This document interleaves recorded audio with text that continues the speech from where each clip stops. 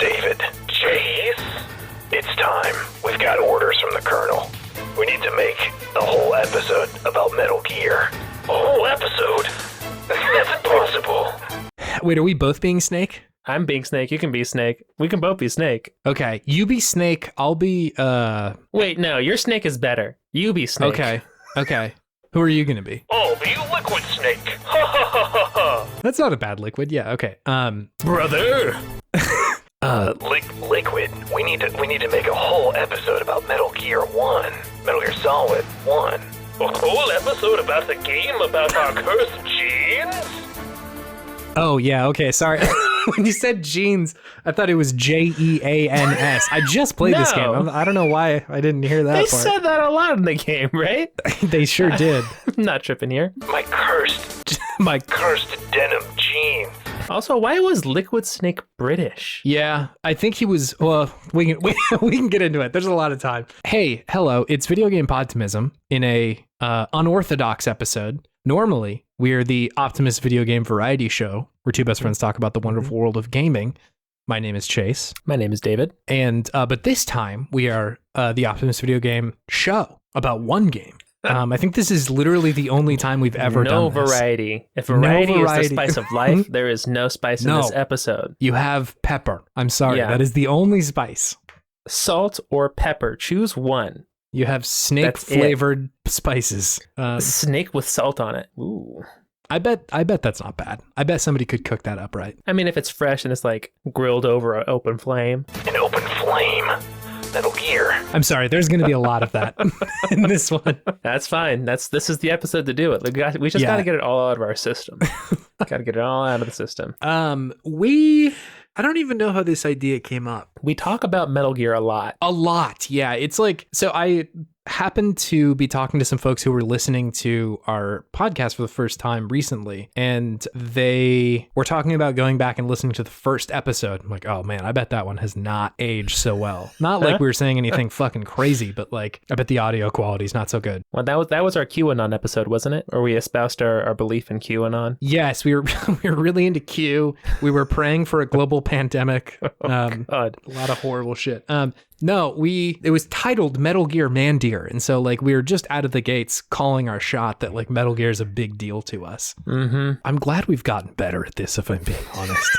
Did you go back and listen? I listened to a little bit of it. And I was like, guys, can you speed the fuck up? Like, we're just hanging out. Make the fucking audio format work for you. I imagine it's like going back and reading old essays you've written for school. Yeah. And just be like, what the hell was I even trying to say here? Just meandering around. Yeah. The format was there. But anyway, we don't need to wax poetic about our first episode. Anyway, Metal Gear has been a constant for us. And we regularly go back and examine games that have not had their moment in the sun, and it's sort of a change up to just go back and look at something that's like revered as a classic. Mm-hmm. And so I'm pretty interested to do that because I'm not sure about you, but I haven't played Metal Gear Solid 1 in quite some time. It's been a long time. I actually never played this one. Right, yeah. You had jumped on Metal Gear Solid 3, right? Yeah, I started playing with Metal Gear Solid 3. I was pretty anti-fixed camera angles in my youth. Yeah. And then Metal Gear Solid 3, specifically Metal Gear Solid 3 Subsistence, I believe it was called, whatever that even means, came out and you could control the camera. And I was like, all right, I'm here. And then it's been a beautiful story ever since. Yeah, they became a lot easier to control after that, whereas this one and Metal Gear Solid 2 were very much like the camera is mostly fixed above you, and so it's like kind of challenging to see where you're going at any given time. Yeah. I think it's a lot easier in the second one, but still, in this one specifically, it is a little bit challenging at first. Mm-hmm. Mm-hmm. But hey, wait. We gotta like play the music and go to our main thing. Like let's actually fucking do this. Let's not beat around the bush. All right. Because listen, we're not gonna talk about any other fucking games this week. There's no Podtimistic thing of the week. No. There's no what are you playing this week where we just blab on ad infinitum about what we're doing. what indie roguelike deck building game Chase is playing, or factory game he's playing, or any other esoteric gaming hard drug that Chase is mainlining at the moment. Yeah, no, the thing that I'm abusing at this very moment is Vampire Survivors, but that's going to have to wait until you get back from Hawaii. Is it a deck builder? It's not a deck builder, thank God. Okay. But it is a roguelike, so, you know, half right. We're halfway there, baby. What's fucked up is that when we come back from this episode, when we record our next one, not only I'm currently playing fucking Horizon, and I'm gonna have to talk about that next time. Yeah. Not only that, Elden Ring will be out, and I will have played it. That's gonna be an avalanche of video games that we have to talk about. Next time. That's a lot. That's a lot. I'm gonna be so behind you in Elden Ring and both of those because I'm going to Hawaii for 10 days. I ain't touching none of that because Switch isn't playing either of those. So yeah, Elden Ring is gonna be running at about 3 or 4 frames a second if they tried to put it on there. It's like when Mehrunes Dagon came down and what was it? Elder Scrolls 4 Oblivion on the PlayStation 3, and it's chugging along, just boom. One foot comes down. Hits. 15 seconds later, boom. Second foot hits. That was the most chuggy I've ever seen in a game, but it was great. Yeah, good it time. was great. That was a good game. So anyway, yeah, that'll be fun. Maybe next time for our good game segment, we can just talk about like Pong or something, so we can talk about it for 5 minutes. It's Pong, baby. You know what it is. The you know what it is. Black and yellow is really stuck in your head today, isn't it? You said you know what it is. I just came with it after that. So maybe I incepted you. Yeah, that's true. Hey, let's move on to our main thing, which is the whole podcast now. All right, let's do it. I'm ready.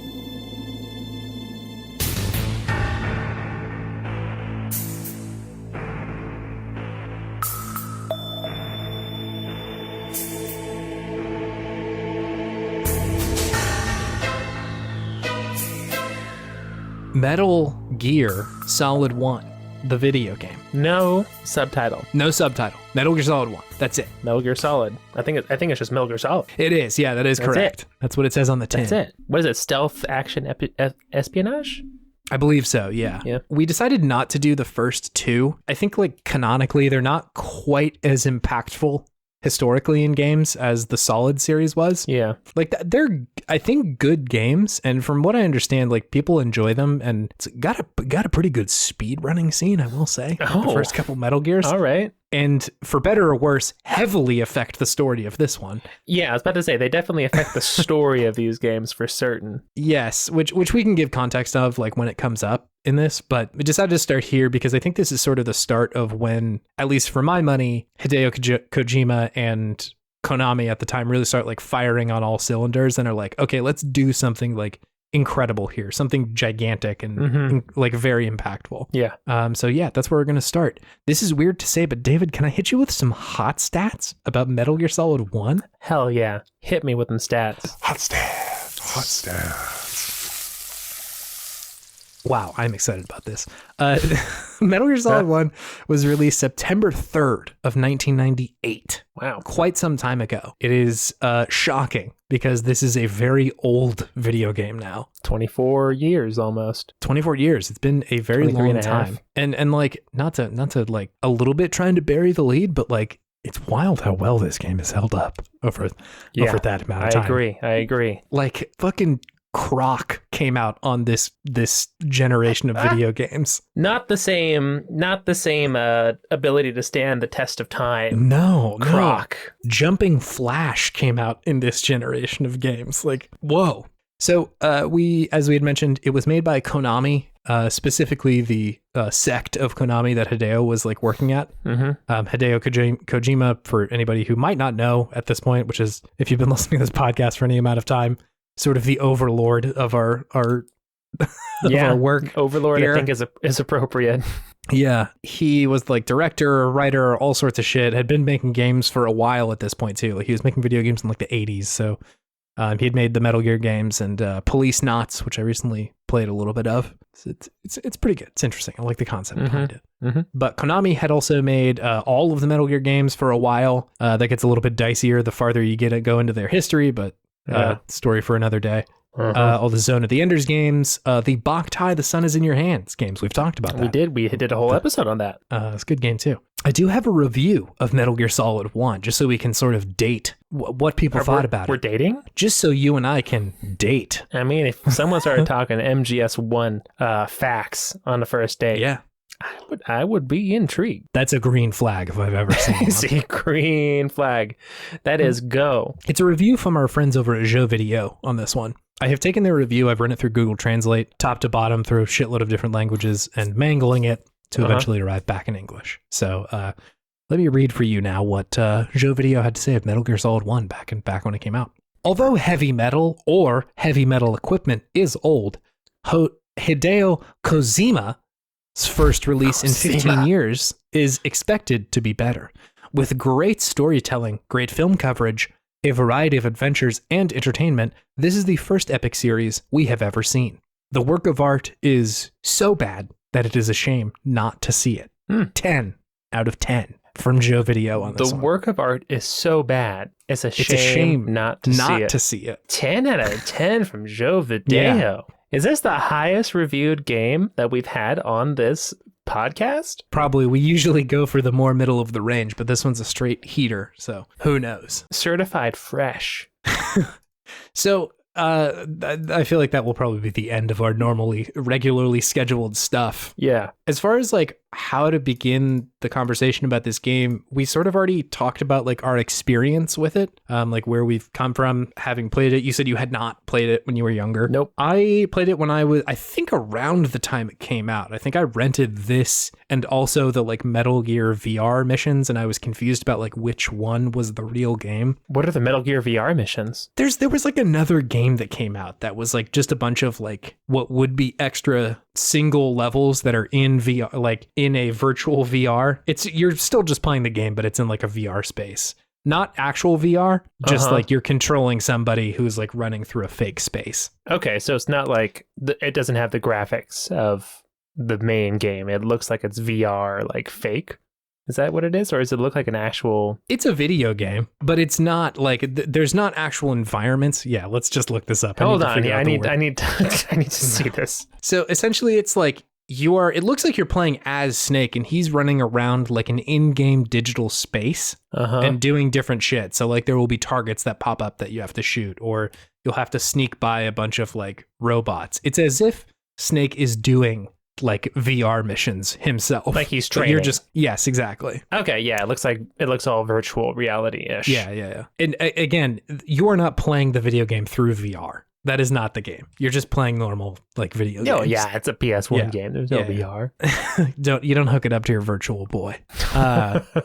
My God, there's a Metal Gear Solid timeline video that's 42 minutes long. That honestly feels a little bit short. I was about to say, I was expecting more like a couple hours. Anyway, so okay, got it. I rented both of those and played through this game then and thought it was pretty good. Like I was into it at the time, but definitely was more into it because it's like a fun stealth shooting game rather than like its commentary on control in the military industrial complex. Yeah. So like military industrial complex. Here we go. This is Kojima time, baby. Oh man, it's heavy. So yeah, I didn't really grasp at what the game was doing. And I don't think I grasped most of what the Metal Gear Solid series was doing when I played it. Yeah. I've mostly been playing it just because I thought the game was fun. Like, and that's not an invalid reason to do it for anybody who's like still doing that. I think just playing through it this time was a shocking experience of how much shit was in there. It's a kind of a heavy game. Yeah, there's a lot of stuff. What were your like expectations going into this, like playing this in 2022? I was not expecting to have such a good voice acting. And true. Be such a coherent and interesting story. Yeah. This is probably the most coherent that a Metal Gear Solid video game gets. And it's still kind of wacky wild. Yeah, it goes in directions that like it'll just make a left turn and it's like, hey, we're actually a love story now. For the next 10 minutes, it's a love story, baby. Buckle in. So, can true love really blossom on the battlefield? What a line. I know. What a so line. Silly. We'll get there. But yeah, I was also surprised at how coherent it was, and I agree that this is like the most restrained I feel like Kojima is. They were still keeping Kojima chained up a little bit, and every other game is just Kojima Unchained. Just pure, true Kojima. Absolutely. Potential unlocked Kojima. The last Kojima game I played was Death Stranding, which is like fully Kojima has unhinged his jaw and is putting every player in there. And this is to go one step even further beyond. So like it was interesting to go and like I was expecting him to fly off the rails, and like certainly this game does at a lot of points, but like I feel like it's mostly like the plot is understandable. It's very comprehensible, like what is going on. Yeah. This one seems like Kojima just really has something to say about the military industrial complex and the state of the world. And all the other ones just kind of riff off of this original idea of his to varying degrees of coherence and success, I think. Yeah. God, I'm so interested to talk about this entire series because I've kind of been reading about and playing 2 since finishing 1, and it's like it is so fucking wild, the shit that is going on in there. Yeah, like a full subversion of this game, like in and out of the video game. It's nuts, but that another conversation. Sure. What are just sort of like at a baseline your sort of high level thoughts about this, the game? As in like what I thought of, like what it's saying, like thematically? No, just kind of like if David had written a review for Joe Video, like what's your like pitch of like how did this game land for you? Was it effective? Did it do what you were hoping it would, or anything like that? I'd say it probably exceeded my expectations. Yeah. And what I thought it was going to do, I felt like it was probably one of the more original stories I've partaken in over any media. Over the last like year or so. I thought the gameplay, even with the fixed camera, was quite satisfying and good and effective. Yeah. I honestly didn't feel like the camera hindered me. Like it took me a second to get used to, like in the first level, but then once that was over, I was ready. I was there. And it does kind of add to the feeling of it being a movie that you're playing. Like I didn't realize how cinematic they were trying to make this. I think MGS1 in particular. Yeah. Compared to the other ones. Yeah, I think those are my high level thoughts. Yeah. What about you? I totally agree. Like I think, and we'll dig into it a little bit more when we sort of like walk through like most of this game in a second, but like I was super impressed with how they were trying to push the medium in this game. Like I read a bunch of interviews with Kojima, and he was saying like, I don't think that games are doing everything that games can do yet.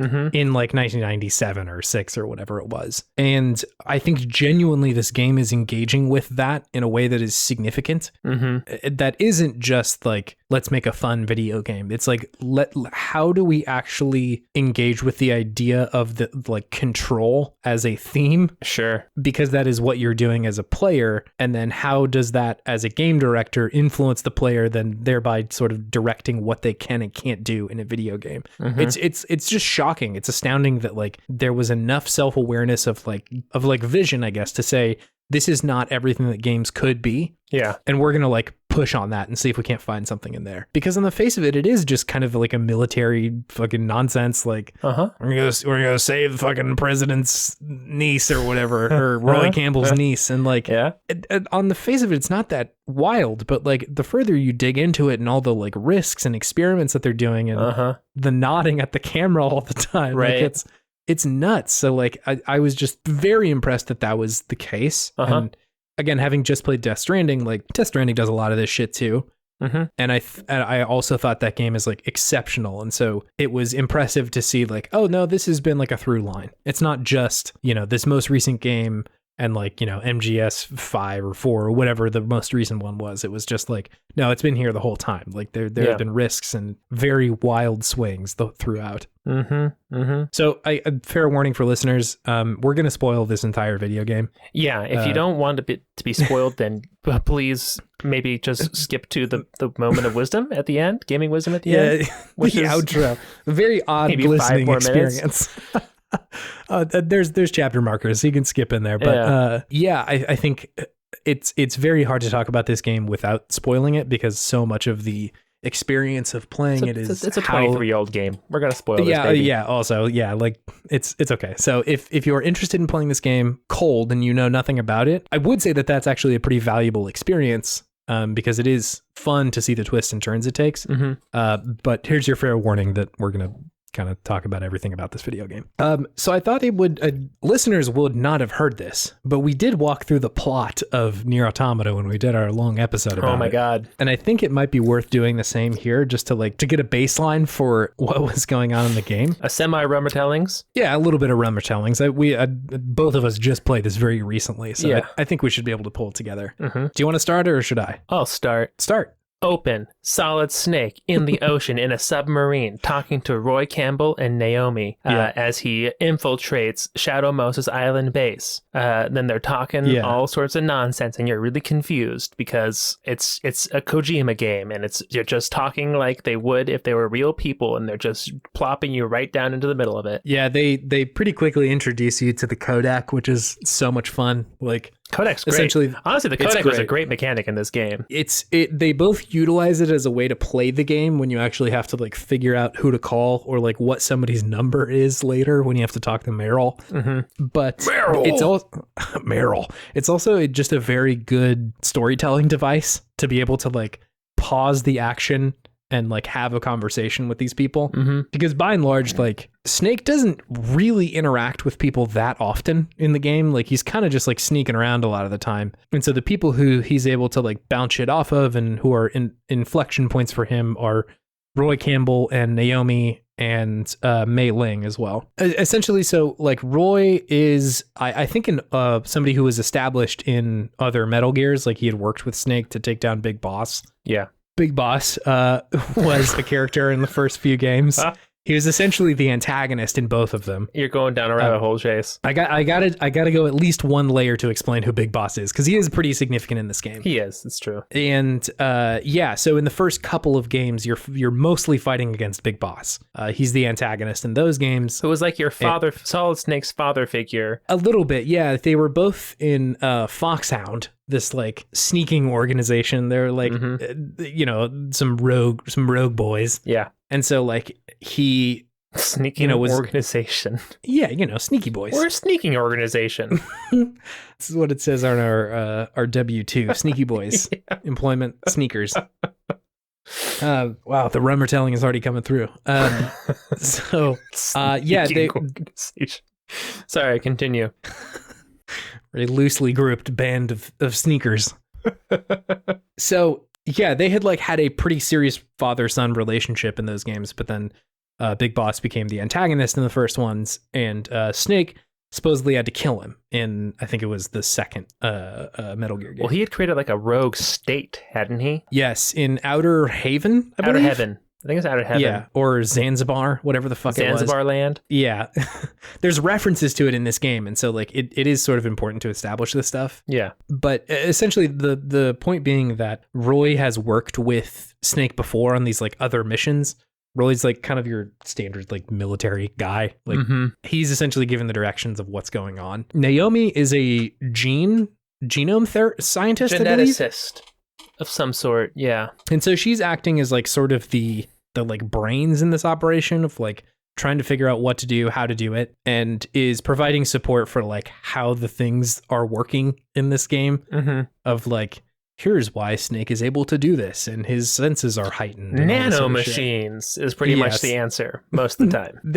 It's sort of a hand wave of like they're superhuman, whatever. And so like that, so she's filling that role. Mei Ling, who is definitely a character, is mostly just your save point. Yeah, like you call her when you need to save the game. Yeah, but yeah, there's a couple of conversations with Mei Ling in there that are just like mind blowing. But anyway, yeah, you're right. They put you into this like bottom area of Shadow Moses that you're infiltrating, which, by the way, incredible first level. A very good, it's good first level. First little area there, because it gives you, it introduces you to so much of the video game right there. Like, here's your map. It's going to be top down. You can see the cones of where people are looking.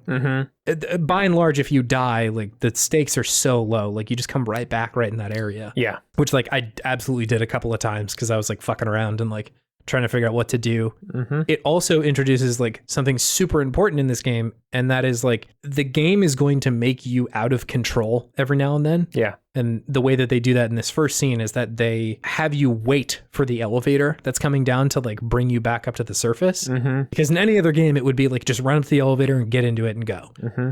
The game is like, no, the world exists outside of Snake. Yeah. And you have to wait for the elevator. And so like it forces you to kind of hang out in this room with these other dudes and like the guards essentially. Mm-hmm. And make a decision about like, am I going to just hide? Am I going to sneak around? Am I just going to go try and kill these guys? Like, what are my options? Which is most of the game. Like that is a lot of the game. And so I think that like first 15 minutes is just like exquisite. It's good. It introduces you to the story, introduces you to the game mechanics quite well. Yeah. Yeah.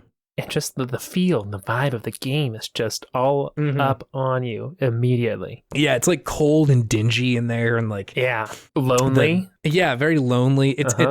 It's exceedingly chilly in this game. Like, you can almost always see... It's the Fox Archipelago in Alaska. And so, like, you can always just see Snake's breath coming out of him. Like, damn, it's cold out there. Mm-hmm. Unless you're in the furnace room, baby. That is true. Let's try to get that key card right. God. Anyways. So yeah, you finally get up on the elevator and ride up to the top, and then there's a pretty significant exposition dump after like Hideo shows his name a few times and the title card plays. This is my game. Exactly. There's a bunch of conversations on the codec with Roy about like what you're doing there. Naomi tells a bunch of the nanobots in your body. That she says she injects because otherwise you wouldn't survive the swim through the cold water up to the base. Because you exit your submarine and just swim in the water. Right, exactly. And so like there's a suggestion that like this was necessary. We had to do this. More on that later. Yeah, hold on to that thought for a little while. And so they explain like what you're doing there, and I believe what they give you is that a terrorist organization has taken control of this base, and I don't know if it's revealed to you then, but they have some kind of super weapon. Yeah, is what they're describing. It ends up being Metal Gear, but you're unclear about what exactly is going on there. Yeah, and this unit that has taken over this base is actually the unit that you used to lead as Solid Snake. Yeah. It's Foxhound. Yeah, exactly. And so it's a weird return for Snake because he's like, I thought we were done with this essentially. Which is wild. It's wild that they start this game with Snake already kind of being like out of the game, and he has to like come back. Essentially, he's had 2 full games already. Yeah. And so it's just like it's an interesting setup, and especially in like compared to MGS4, where like Snake is an actual old man, whereas in this one he's like middle aged, but they make it feel like he has been existing for quite some time. I think he's like 30. Yes, no, yeah, he's in his 30s. Let's not go out of our way to say how old he is in this game. He's still got some pep in his step. Okay, all right. Let's be real with ourselves here. I step on your toes there. He's got some pep, Chase. All right, well, we can go infiltrate Shadow Moses next year and see how that goes for us. Let's do it. Let's get those nanobots, baby. So, what happens next? The next big beat, I think, is that you go down into the base after sneaking by people, and the first thing you have to do is rescue the DARPA chief, Donald Anderson. Yes. And you go in through the air ducts and you go down and drop down into his cell where he's being held. Right. And you talk to him for a bit, and he tells you all this stuff about, oh, you need these key cards to stop the launch. I have one. Here it is. Yeah. And then you're talking to him, and then all of a sudden he just dies immediately there. He has a heart attack. He just has a heart attack and drops dead. And it's very dramatic. And Snake is very confused. He's like, What is going on? Yeah, he immediately calls his bros and he's like, hey, what the fuck? Roy, what's going on? Your Snake is pretty good. Thank you. Got a good Snake. Yeah, and I think he dies. Yes. People come into the cell to see what happened, and you have to fight your way out. Shouting, because they hear the shouting, and then the person in the cell next to you helps save you. Is that right? She helps save you? Yeah, I can't remember if she lets you out or not. It sounds like there may have been like commotion or something when all this is going on. You walk out, and like one of the guards is like ass up in the air. Which was as a child so surprising. I was like, what the fuck is this game? Like, I was not I think as a kid, I was expecting violence in a video game, and just like out of context nudity was like so surprising and like weirdly shocking. I'm as just a boy. totally vulnerable here, ass up, naked. Yeah, and you're like, what the fuck? And it's also pixelated. Like, Yeah, I that was was funny. like, what the fuck? Like they're censoring it in the game or whatever. I thought that was very, very surreal. But anyway, yeah. So there was a person who had broken out of their cell next to you, who's like pointing their gun at you. It's like clearly a woman, and the snake's like talking to her and sort of like questioning whether or not she's like the real deal. You're just a rookie, kid. Yeah, which she takes onus with. So bizarre. Like she's very upset that Snake is calling her not like a hardened war veteran. Yeah, he's calling her not a killer, and she's like, "Fuck you, I'm a killer."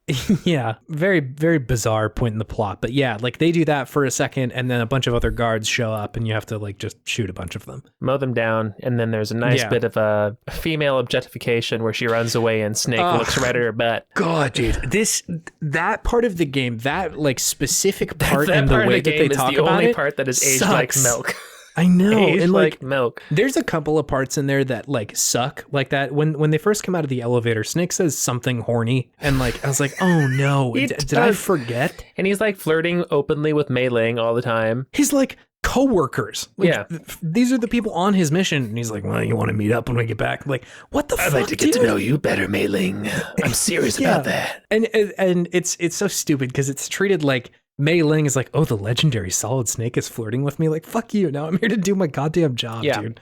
This sucks. So like that, and then the shot of Meryl who's like running differently, like, oh, she swings her hips when she runs. And they like, talk they about mention, that they ad talk nauseum. about like, she's not going to last long here with the way that she walks. It's just like, oh my God. Yeah, that like almost everything else in this game is great. That part is so stupid and sucks. And it's like, very patriarchal in a way. Yeah, like it. Yeah, also talks down to Meryl quite a bit. Yeah, and like she isn't a soldier, to be clear. Like my issue is not with Snake saying like you're a rookie or whatever. Like that's because she is, right? Like she's not that big of a deal. She's but not like, a vet, but she's a soldier. She's been trained. Conceptually, she could not swing her hips if she wanted to, you know? Like, yeah, that's true. It's very silly, and like the way that they talk about it just sucks. But yeah, like that. I think later on was it Otacon said she's got a nice rear end. Yeah, like, it's like oh, oh God. Yikes. Ugh. We really doing this right now. Anyways. Yeah. Anyway, so she runs off. And I think the implication is like Snake didn't want her. He had convinced her like you should just go hide because she's Roy Campbell's niece. Essentially, I think like he had figured out like, oh shit, that's probably Meryl, isn't it? Yeah. And she wasn't telling him at first like that's who I am. But I think Roy had like essentially been like, you need to talk to her. And anyway, so the point being like, hopefully meet up with her at some point. And I think from there you're directed to go down into the basement of this building. Yeah, you have to. Your initial objective is to find Donald Anderson, the chief of DARPA, and Thomas something, the president of Arms Tech. So the DARPA Kenneth chief, Baker. The DARPA chief, so a federal guy, and then the private company's president. You have to find both of them. Those are your first two objectives in the game. He is the president of like Raytheon, essentially, is what this dude is. Yeah. Because they know that they have some sort of warhead on this military base, and that he was there, and then they took it over while he was there as a hostage. So that's your next objective, is go find this guy, Kenneth Baker. You said? Yeah, Kenneth Baker. Essentially, like this is their workplace, is what I was understanding. Yeah, like, this is where they've developed the weapon, which is Metal Gear. And so like it doesn't. It's not nonsensical for them to be there. But anyway, yeah. So you're supposed to go find Kenneth. He ends up being in the basement of the building. Mm-hmm. And you have to go, like, you call Roy a couple of times and he's like, you need to go find C4 and like blow up a wall somewhere because supposedly there's like a wall here that's all fucked up. Actually, you said you didn't know how to knock on walls. How did you find the shitty part of the wall? It looked different. Oh, did it? Yeah. Oh, interesting. So like, does it have a hollow sound? It does. If you knock on the wall, this is how I found where it was. Like, if you're knocking on the walls, there's a different sound for where it's a hollow wall or not. No, they said that like it was a part of the base, but then they just bricked it in, walled it in recently. Yeah. That's true. And then it looks like it's new. Right. Yeah. Because you can go into first person and like look around and shit like that. That's what I did. I just went into first person and just looked. This part took me forever as a kid. I remember not being able to figure out where the fuck to go. This game would be impossible for me as a child. I would have stopped. I wouldn't have got past the first level. There's a lot of game direction that is in the conversations with the people that you're having. It's not like, here's the mission. It's like Roy tells you, like, you need to get to the basement and find the shitty wall. Yeah, there's no mission markers on the minimap. No. It's just, if you don't know where to go, call the codec and people will tell you where to go. And if you don't know where that is, them's the breaks, kids. Yeah. And I was interested to hear how your experience was playing through this as far as like knowing where to go was, because I played it and knew where to go, but I was also like, I've played this game before and remember a lot of it. I really didn't have trouble. Honestly, pretty much everywhere that they were like, go to this place, I was like, okay, they must mean over here. And I never found myself having to backtrack or travel long distances, thankfully. But even then, like, it's a pretty small map. So even if you did have to travel somewhere and you went the wrong spot, it wouldn't take long to get to where you wanted to go. It takes like 5 minutes to get from one end of the map to the other. Yeah, it's small. This is not Grand Theft Auto San Andreas. No, right? No. This is a pretty small map. So I did not have trouble personally. Cool. Nice. Yeah, that's interesting to hear. Anyway, so you get down to the basement, you find these like hollow walls, and you end up in this room where Kenneth Baker is like strapped to the middle of this like big concrete pylon. There's just a shit ton of bombs. Yeah, there's like wires everywhere that are hooked up to his body conceptually. It's kind of fucked up. And you enter the room and he just starts like screaming, doesn't he? He's like, whoa! Yeah, he's just sort of like moaning most of the time that you're in this room. And it's like, again, as a kid, I was like, oh, this sucks. This is scary.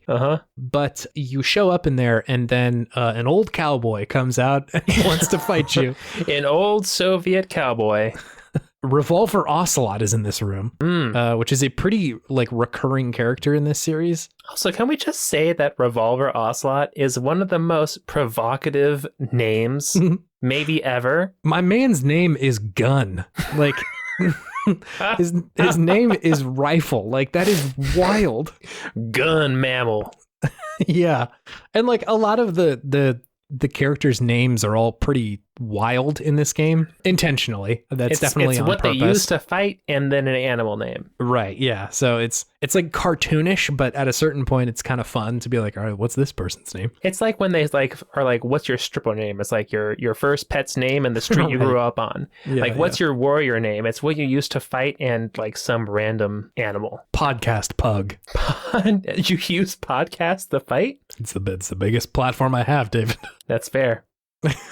So anyway, Revolver comes in here and he's like, actually, fuck you, That's Snake. Mr. Ocelot to you. Revolver was my father. So he comes in this room and I think there's like some amount of small talk, but it seems like he is stoked to fight you. Yeah, he's ready. He's ready to go. And is like excited about like, oh, hell yeah, I get to fight fucking Solid Snake. This is awesome. This will come back up in Metal Gear Solid 3 because like a Revolver like fights, I think, Big Boss at the time. Naked Snake, yes, correct. Who eventually is Big Boss, Who is right? Big Boss. Yes. After he kills the boss. The boss, yeah. Or anyway, boss. This is a conversation for July or whatever the fuck we get different around. podcast, Yeah. Anyway, so he's like, hell yeah, let's fight. Fuck this Kenneth Baker guy. If you touch him, he blows up. Fight me. And you do a boss battle that was, for me, hard. That was probably one of the toughest ones because it's the first one, so it really is testing like your ability to navigate the game. Yeah. At this time, and those ricochet shots. He fucks you up with those if you're not careful. I essentially just had to like stay on top of him and shoot him and like wait until he would I knew he was going to shoot and then just the like, Unga Bunga style. Pretty much, yeah. Just like big sword go clang. Sort of Bloodborne fighting style. Sure. I was wielding Ludwig's holy blade trying to fight Revolver Ocelot. Man, what a reference. Yeah, hell yeah. So anyway, you beat him and like a cutscene plays and some wild shit happens. There's like a camouflaged ninja that shows up in the room and cuts Revolver's arm off. His gun hand. That is true. He's holding his gun. Yeah, and that gets cut off. Call him Jamie Lannister right there. What's up, baby? It's a Game of Thrones boy. Maybe George R.R. Martin's a fan of Metal Gear Solid. So Ocelot gets his hand cut off. Yes, and the ninja cuts all of the wires at the same time, which somehow doesn't kill Kenneth Baker. Cheat code. Cheat code. If you do them all at once, they blow up, but not in a way that hurts. Yeah, you're fine. So I think Ocelot just like dips. Snake tries to get to Kenneth Baker and like save him essentially. Mm-hmm. He seems to be like kind of okay for a second. And yeah, they have a lot of exposition between the two of them. Yeah, he's the one who tells him about Metal Gear, right? He tells him about Metal Gear and just like the setup for most of like why Metal Gear is here in the first place, which is incredible. This was like a turning point in the game for me where I was like enjoying my kind of nostalgic trip down memory lane and then was like, oh fuck, okay, here's the game. Here's where they actually are like putting it on a little bit. Yeah, you really got to be paying attention to this part because this is some thick exposition where they are talking about all sorts of government agencies and they're talking about why they're on this island in particular and like just the geopolitical consequences of this thing even being like even existing. This machine that can use a railgun to launch a nuke. Yes. So that it doesn't get picked up on like radar essentially. Yeah, because you look for the jet fuel, I guess, or something like that. And so as opposed to just like a projectile. Yeah, I heard that explanation and just signed on. I was like, okay, like that's fine. I don't know if that's actually how that works, but that's fine. But yeah, so he like essentially explains that. So he works for Arms Tech, which, like we said before, is essentially just like an arms maker, like Raytheon or something like that. The way that Baker described it, he's like, we were losing a lot of money because like peace had essentially come to the world. Nuclear arms had ushered in a world of peace because it was all this like mutually assured destruction and nobody was really that far ahead of anybody else, which was not making us money. And because of the military industrial complex, they're like, we need to figure out a way around that. And so they started working on Metal Gear Rex, which is the Metal Gear that's in this plant. And like you were saying, has a way to deploy a nuke without it showing up on radar, which his intention, Arms Tech's intention, is to throw off the world power balance. And like essentially, I think the assumption is probably the US might get this, but they don't really give a shit. It seems like that they're just like, well, we're just going to build this and it's going to make us a lot of money because if one country has this, that's a really fucked up power dynamic. Sure is. Which, again, something else that I thought is so wild in this moment is that they're interspersing clips of real life, like nuclear tests and shit like that. Yeah. Like it's actual clips of like nuclear tests and like soldiers being rallied and like all sorts of stuff in the background, which as a child was so weirdly frightening. Scary It was imagery. very scary. And I think the reason that it was frightening, and this is going to get to a larger point of the playthrough of this game that I had, was that there's such a weird blurring between this video game and the real world oftentimes. Like, yeah. Like they're constantly talking about like, you know, press X to crouch down. And like Naomi is telling that to Solid Snake, the character, and Snake's like, okay, I'll use my controller. Like that sort of stuff. The clips of real world shit where the dialogue that is like being said over it is very applicable to the real world. Like it's not necessarily in the world of like, this is Metal Gear Solid. Yeah. It is the power struggle after after World War II led to this, to the Cold War. Like all that sort of shit is incredibly real. And so as a kid, it was like frightening to have that line blurred because suddenly it was like, I'm not just playing a video game. I'm also getting this like scary history lesson and like maybe a projection into like what could happen, you know? Yeah. Welcome to Scary History, kids. Yeah. And so like, it's so effective in those moments because I think it's very intentional with when it decides to use these big plot beats, when it decides to use these like clips of the real world, and just so effective because it drives home the points that they're actually trying to make in those moments. And I think this one in particular was particularly effective. Of like, I understood what Baker was saying. We were not making enough money. And to do that, we had to cause conflict. The best way to do that is with a power imbalance. So we're going to build a fucked up weapon. Just think of the shareholders, man. Come on. Exactly. And like, as a kid, I suspect a lot of that went over my head. I just saw the big nuclear test and was like, that's scary. Yep. Baker's doing something bad. They used Chase, what is it? Like a little 8-year-old Chase. Yeah. First realizing his mortality. My nuclear mortality. Yeah. Yes. And so like, but as an adult, it was so much more effective because I was like, yeah, there are shitheads who do this. Like there are people who are very specifically saying like, oh, there should be some more war. We should continue wars. like, we need to make more money by building more weapons and shit like that. Like, it's a very grounded idea that I'm sure people were talking about in 1998, but I don't think it was nearly as mainstream as it might be now.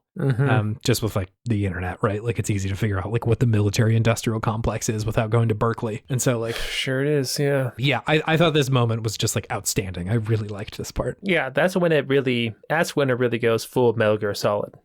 Yeah. Cause it is a while. This is like a half an hour of stuff that they're talking about. It takes a long time to get through all of this. Like this cutscene goes on for a while, right? And there's a couple like instances where it goes to the game and then it cuts to like images of like real world stuff, and then it goes back to the game, and then it goes back to more images of real world stuff. Yeah, and it's just like, whoa, okay, you're really dumping a lot on me right now, Kojima. But no, it's great, and it kind of lays the groundwork for almost everything else that comes after it. Most of it, yeah. Like I think this is the first time that like the plot of the video game is introduced, more than just like, you got to sneak in and save the day. It's like, okay, I understand where we're going here. So the next part of the game is essentially Baker dies. He has a heart attack. Also dies suddenly, just like Donald Anderson. Exactly, yeah. So it's like very like, what the fuck? Snake is freaking out, not sure what's going on, but he eventually wanders back out and needs to go to like essentially the next area to go and meet up with Hal Otacon, who is the developer of Metal Gear Rex, one of the lead developers on it. Yeah. And he's like, I don't have a key card for that, but like, let me see if I can call Meryl. This is also when Kenneth Baker, the in video game person, says you should look at the back of the Metal Gear Solid CD case to find Meryl's fucking doesn't say codec Metal number. Gear Solid CD case. Just look at the back of the CD case. Yes. I was so confused. I'm like, do I have a CD case in my inventory? Yeah. Like, what is he saying? He also gives you the data for like the tests. Right. Yeah, exactly. Small plot point. And so like, again, blurring the lines between video game and reality. Like on the game cover for Metal Gear Solid, there's like a screenshot on the back of it of you talking to Meryl, and her codec number's on there. Yeah. And so like, you can go find it that way. I think I went to school and had a conversation with somebody. I was like, I don't know who to talk to. Like, I don't know what her number is. And he's like, oh, it's just on the back of the case. I'm like, are you fucking kidding me? And like, sure enough, that was the solution. So anyway, you call Meryl. She's like, okay, I'm going to unlock the gate so you can get through the next area, but I'm not going to be hiding anymore. I'm going to like go find my own way in this base. I'm going to figure it out. And both Snake and Roy are like, fuck that. That's scary. Just like go hide somewhere. Like, let Snake handle this. But she says no, but opens the door anyway. You then go out and fight a tank. Yeah, you fight a tank with a shaman in it. Yeah, Vulcan Raven is the boy who's in this tank. How did they describe him in the beginning? They said something and shaman, weapons expert and shaman. Something like that. Yeah, it was a very odd description. His character is kind of wild too. I was so ready for this character when they said that, when they described him as shaman.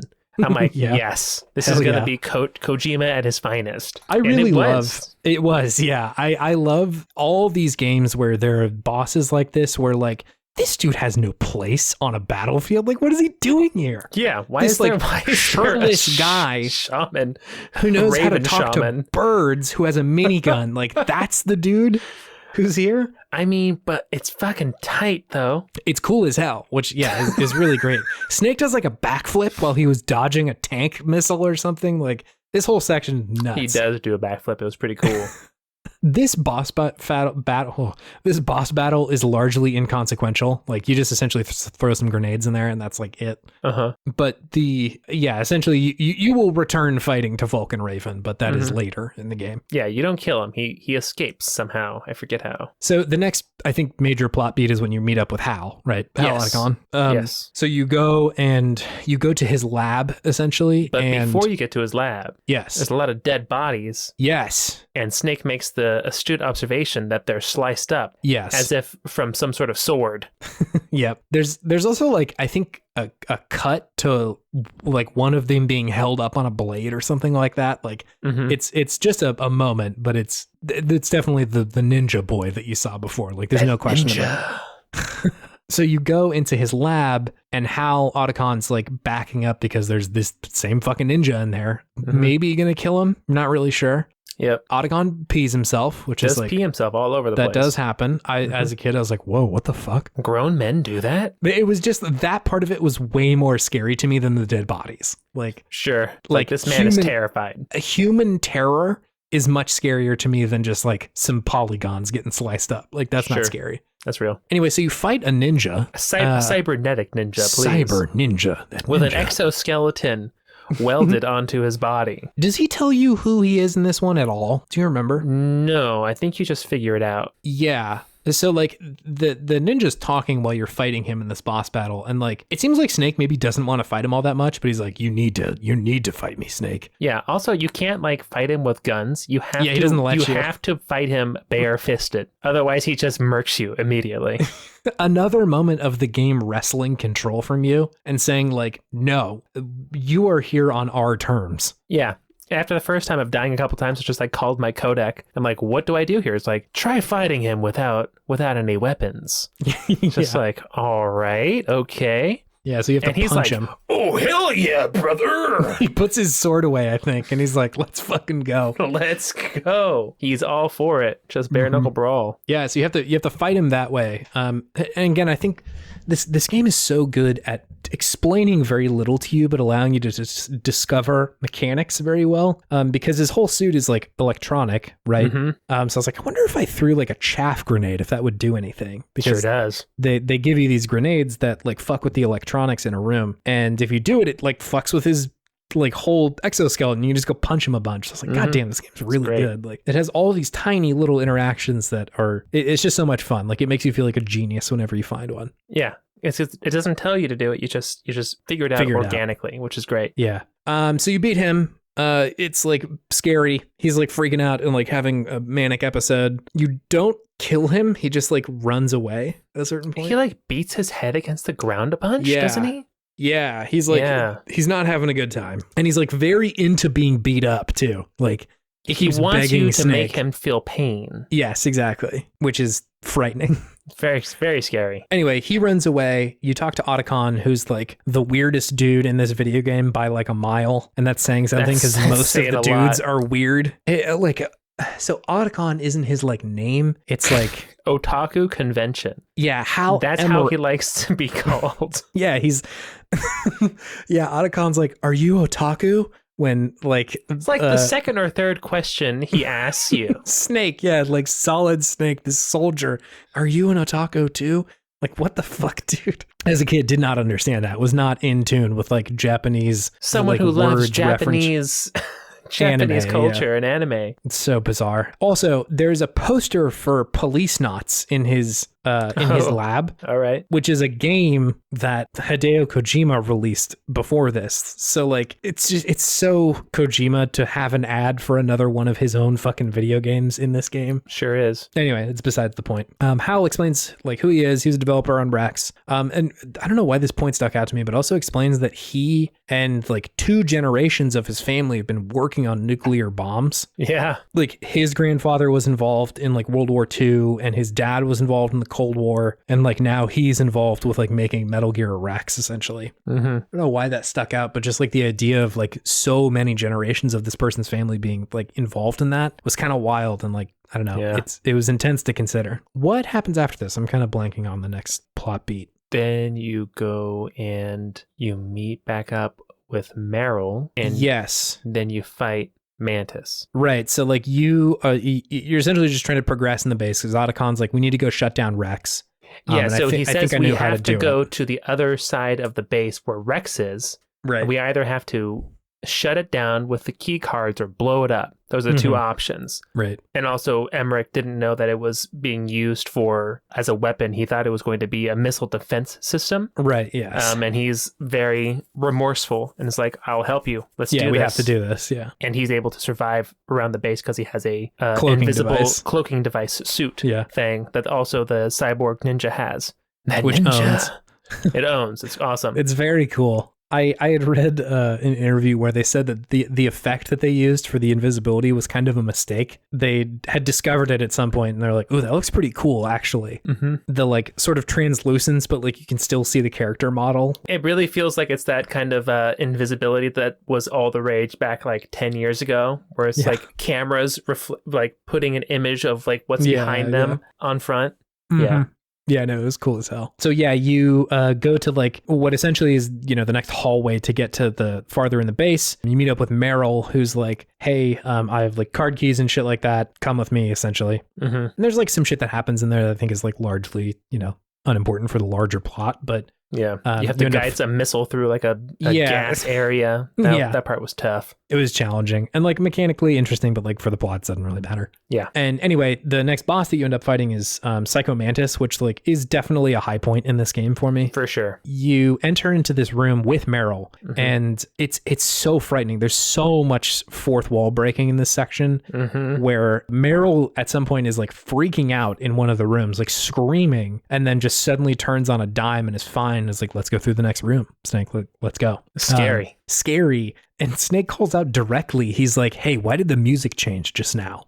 Like the soundtrack to the video game. Why did that change? Yeah. And you like walk into the next room with Meryl, and you can't really see what's going on, but does she pull a gun on you or herself in that moment? You. I think at first it's you. Right. And she's like clearly under some kind of influence, right? Like it's obvious that that's what's going on. And you have to like punch her to like knock her out rather than killing her, because I think you just fail if you kill her. Yeah. Like, again, this is Roy's niece. You're the person who's been commanding you most of the time. And he's like, please don't fucking shoot her, who's also dude. one of your friends, you say. Roy. Yeah, exactly. Yeah. And so like you knock her out, and Psycho Mantis like reveals himself, who's this like very scary looking dude. A very gaunt man in like skin tight leather or something with a gas mask. Who's floating. Very frightening. Just floating. It's like Slender Man with a gas mask. Yes, exactly. And yeah, he's floating. You're just like, what the fuck?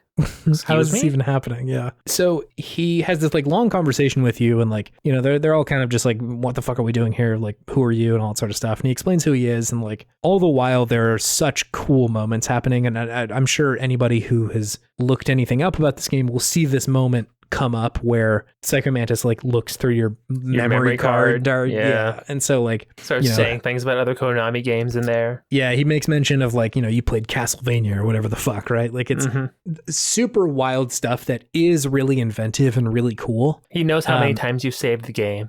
Yes, which it's like, you haven't saved. You have since I played it on what I played it on. Yeah. He's like, you're very daring for not saving it all. Right, because we're using save states rather than actually calling Mei Ling. And he's like, yeah, damn, you're reckless. You're reckless, that's it, yeah. Which is incredible. Like, it's an incredible thing. And even at the time, like, as a kid, I was like scared of this. Yeah.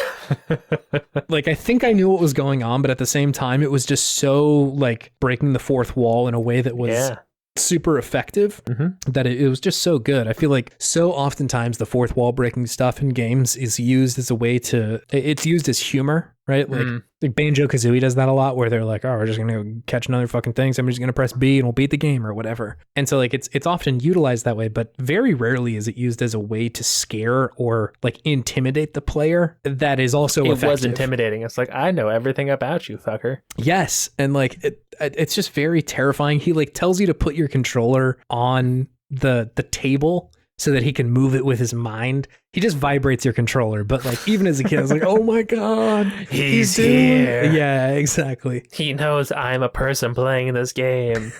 So you start the fight, and immediately the screen cuts and like essentially looks like you just changed the input in your TV. Yeah. It also it doesn't say video, it says Hideo, which I thought was incredible. It's so good. And just essentially cuts to black for a second. Even as a kid, I was like, wait, what the fuck, did my TV just like break? And then a few seconds later, it like cuts back to the actual fight. And if you try fighting him just normally, he will mostly deflect your shots.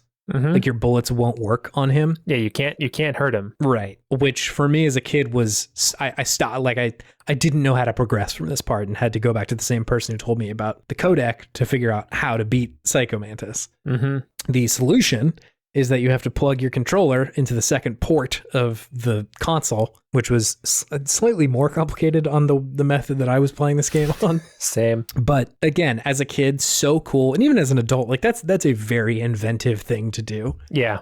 Literally no other game does this. Like maybe some game that was referencing Metal Gear has tried to do this again, but like at no point has that been used as a mechanic to like, it would be like, oh, you're just doing what Metal Gear did.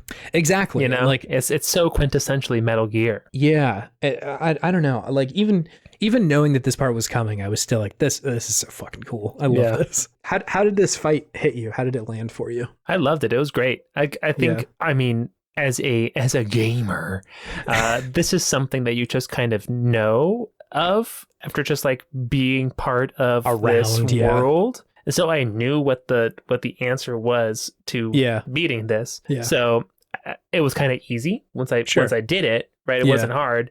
I think the hard part and the fun part is figuring it out for yourself.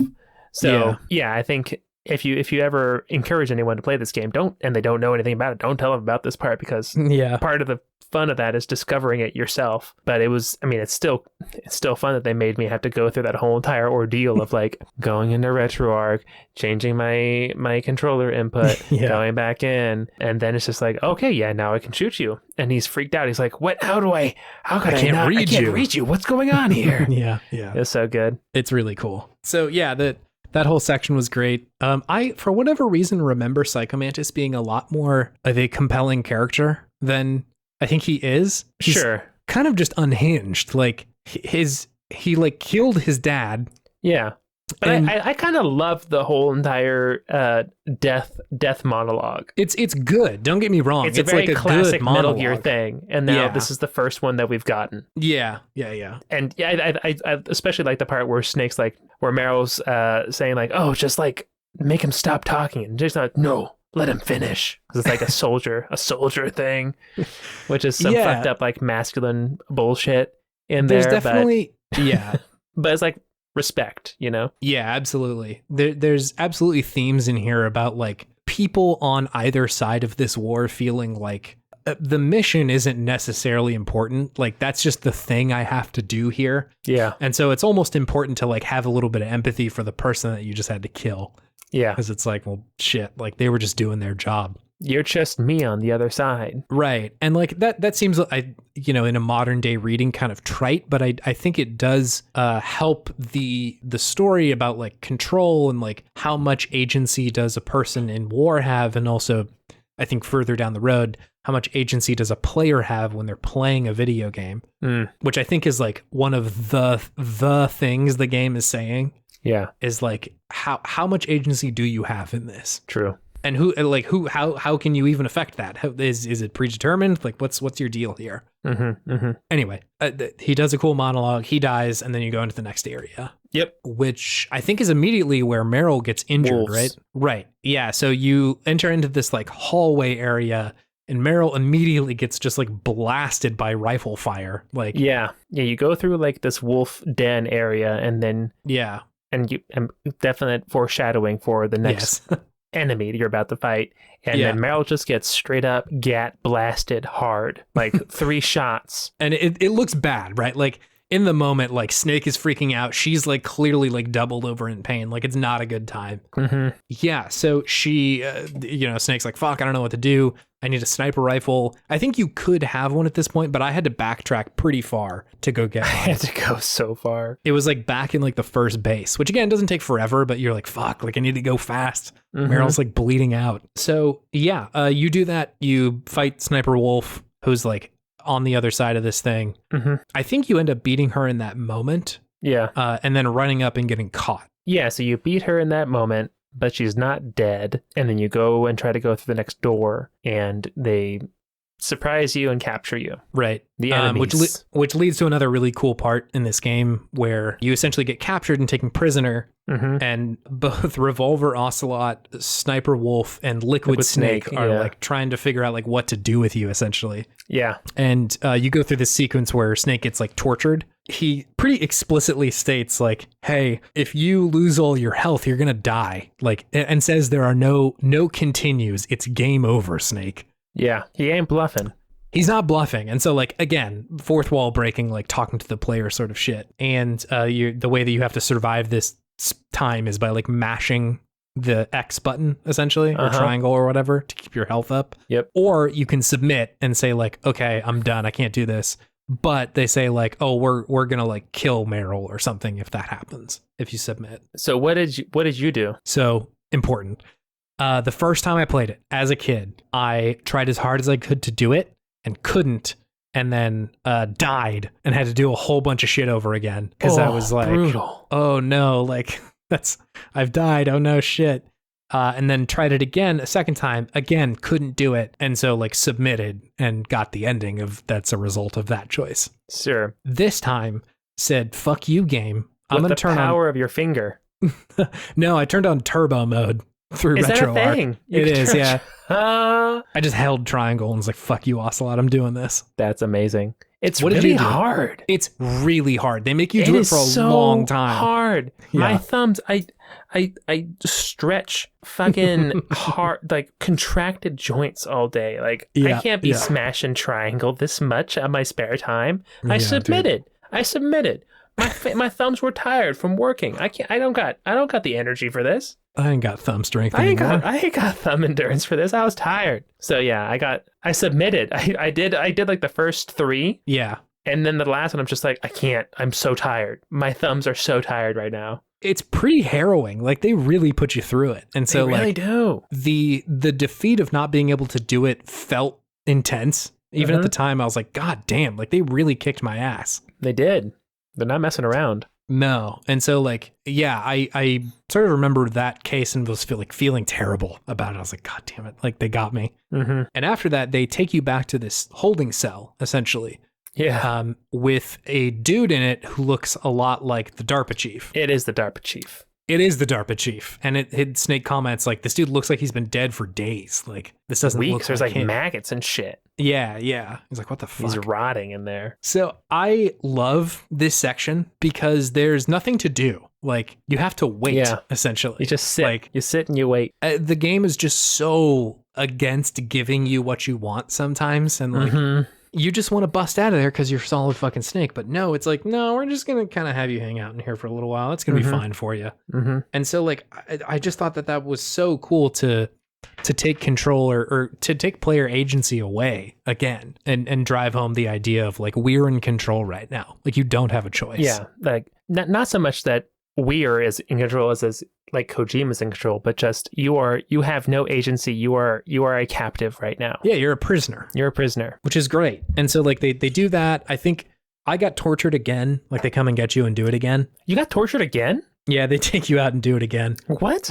Yeah, so that's pretty fucked up. I guess to challenge you again. What if you beat it that second time if you submit the first time? Does it do anything? I don't know. They may not do it to you again if you submitted the first time. So anyway, they take you back. They let you do that. Otacon calls and he's like, hey, I'm here to rescue you. Here, I've brought ketchup.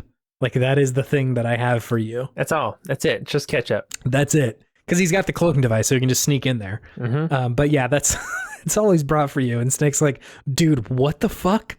Like, you got to get me out of here. Go kill that guy and take his key. And he's like, no, thanks. The world might be ending soon, bro. Get me out. Yeah. He's like, no. But you have to figure out that the solution to that problem is that you lay on the ground, use the ketchup, and it looks like a pile of blood. And the guard comes in and is like, oh shit, he's dead. And then you beat him up. This guard, who's also a recurring character in all the games, the guard with diarrhea. It is the guard with diarrhea. It is Johnny Sasaki is his name. Yeah, he's a recurring character. He's like, he has a face in some of the other games. Like he's a full-blown character. Yeah, I think in MGS4 he has a face. Yes. He's in Meryl's like unit that she has. Rat Squad?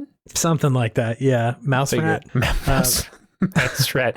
I don't think it's Mouse Rat. I don't think it's Mouse Rat. Anyway, so they bust out of there, and what happens after this? This is around the time of like the helicopter fight, right? Yeah, he busts out of there, and he still has to go to where Metal Gear is, but he has to cross over to the other tower. Or some shit, isn't that it? Oh no, wait. He busts out of there, which is in the first building, and then has to run back to where he was to fight Sniper Wolf again. Oh, yeah, because Meryl's still bleeding out while all this is happening.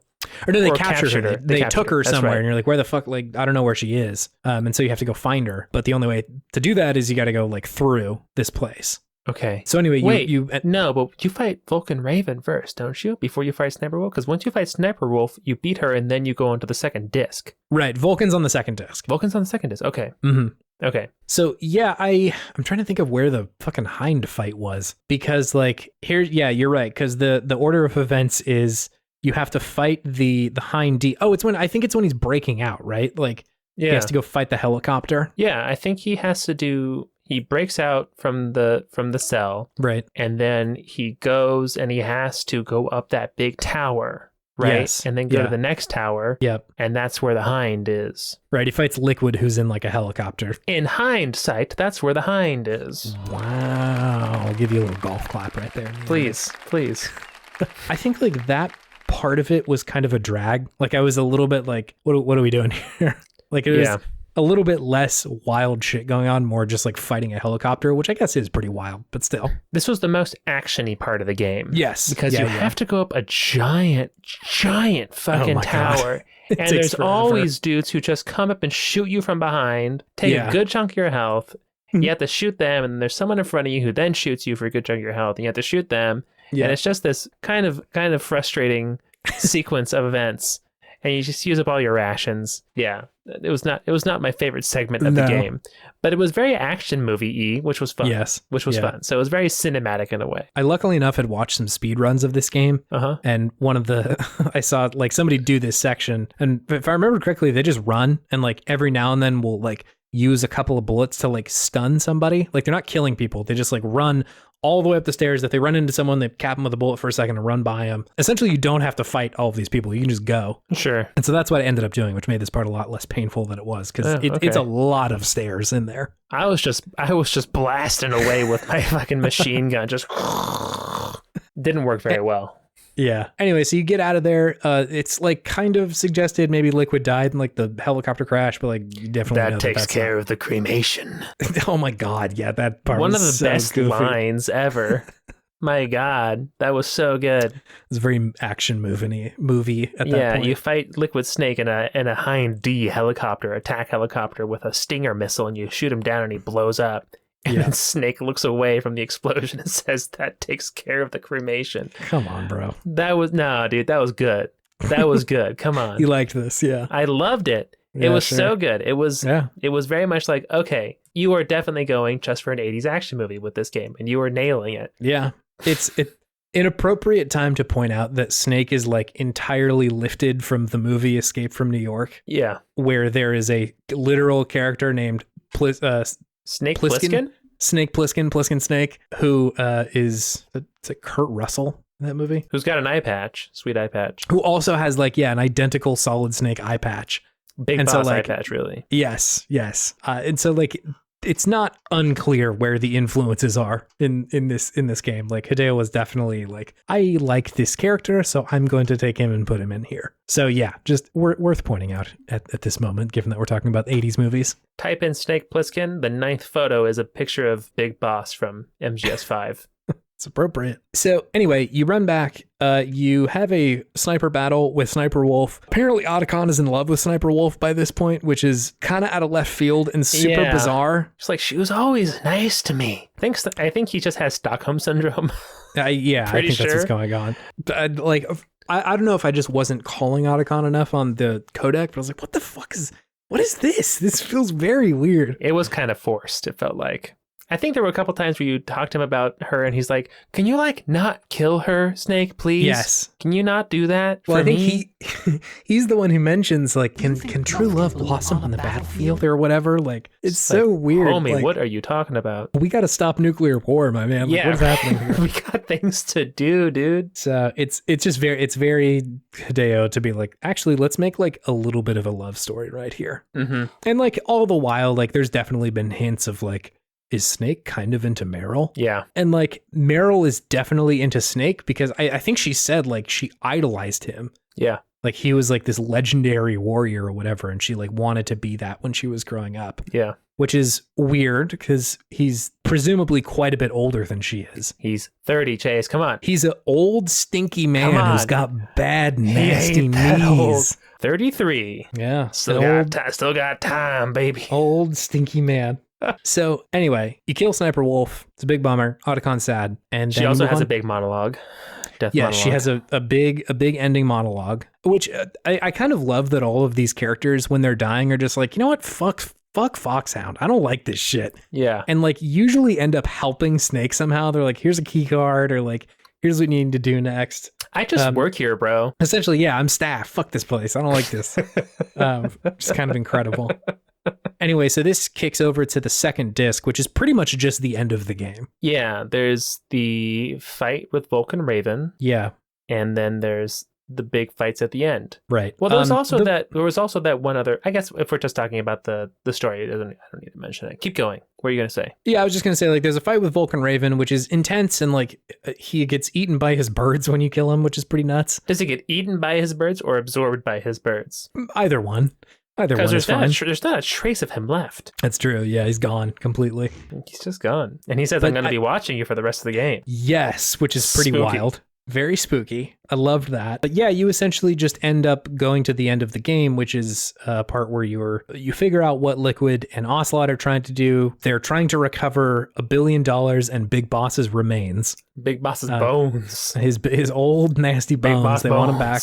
Big Boss bones. Triple B. So you hear that stuff, you learn how to like figure it out with your key card. It's like kind of a mechanical thing that doesn't really matter. That part was rough for me. It was a little rough. Yeah, it took some time. Did not quite enjoy that part, but it was fine. It was fine. We got past it. And then that's pretty much it to the end of the game, which is where you go fight Liquid and Metal Gear, and there's like a big escape sequence, right? Mm-hmm. Yeah, you fight Liquid and Metal Gear. You fight Metal Gear and you blow it up with some Stinger missiles, and then you Frank Yeager, who is the cyborg ninja, Gray who Fox, was one of your good friends from the first two games before this one. Sacrifices himself valiantly for you. It's quite sad. He gets like crushed. He gets really fucked up before he is actually ultimately killed. But he kind of saves the day for you, and then you end up having a bare-knuckled, shirtless brawl with your brother on top of Metal Gear, with a lot of exposition about like les enfants terribles, which I think is worth noting here. Like essentially what happened, and this is revealed slowly over the game, but it really comes to a head at this point, is that both Snake and Liquid they're essentially like genetically created children. They're like clones of Big Boss. They're clones, yeah. Right, so they took DNA from Big Boss and like cloned him to make like a super soldier, essentially. And Liquid's presumption is that Snake got like the good genes, essentially. Yeah. Which I don't think is how cloning works, but I was like, That's okay, how cloning fine. Works in this game. It is how it works here, and is so focused on like, I have to kill Snake to prove that I'm like the fucking strong one or whatever. Snake got all the dominant Big Boss genes, which is why he looks like Big Boss, and Liquid got all the recessive dormant genes. And so like he's just been like so focused on doing this one thing.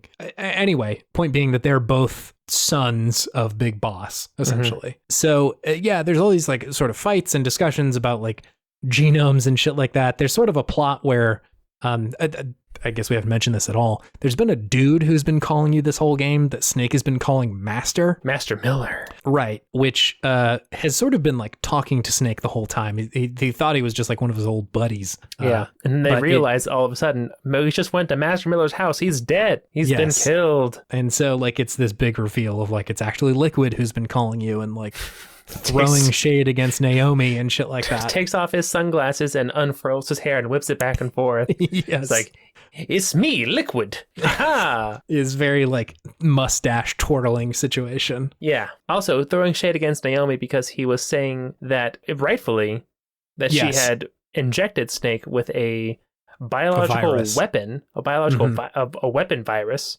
to target the members of Foxhound and kill them and make it look like heart attacks, which is why those other two guys died. One of them actually being a member of Foxhound, the DARPA chief. Right. Yeah, exactly. And who was at the time, was it Hidden Octopus? Is that the Decoy Octopus? Decoy Octopus. Yeah. Who like was able to take the shape of someone who pretended to be the DARPA chief to like lead Snake down a specific path.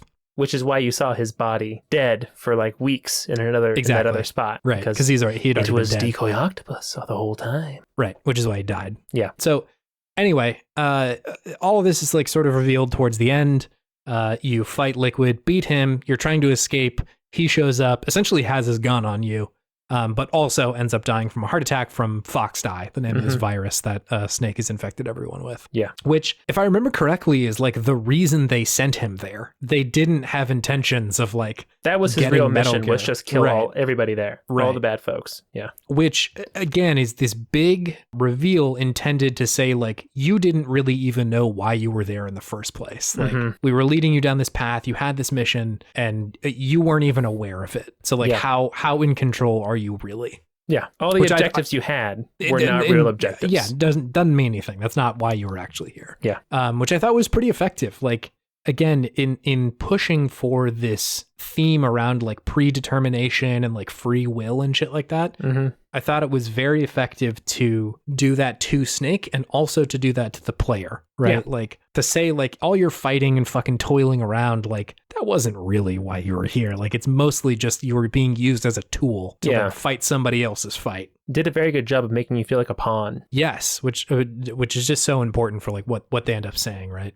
Because I think Hideo is presenting you with both options. He's presenting you with these ideas of predetermination and saying like you are on this mission that you kind of have no choice in, but is also presenting you with choices and ways to go about this game, right? Like you don't have to kill very many people in this game if you don't want to. Like that's both options are totally fine. Like you have to go through the bosses and shit like that, but I guess the implication being that they would have died even if you hadn't killed them because of Foxdie. Sure. And so like there's that choice which feels weirdly like Undertale of like there is a pacifist route through these games. Sure, yeah. And I think the bigger, more obvious one is being able to choose or influence who lives or dies at the end of this game. Otacon or Meryl. But they both end up coming back. Canonically, both of them survive, yes. I think the implication being that if you save Meryl in this one, that Otacon also escapes. But as a kid, I only got the Otacon ending.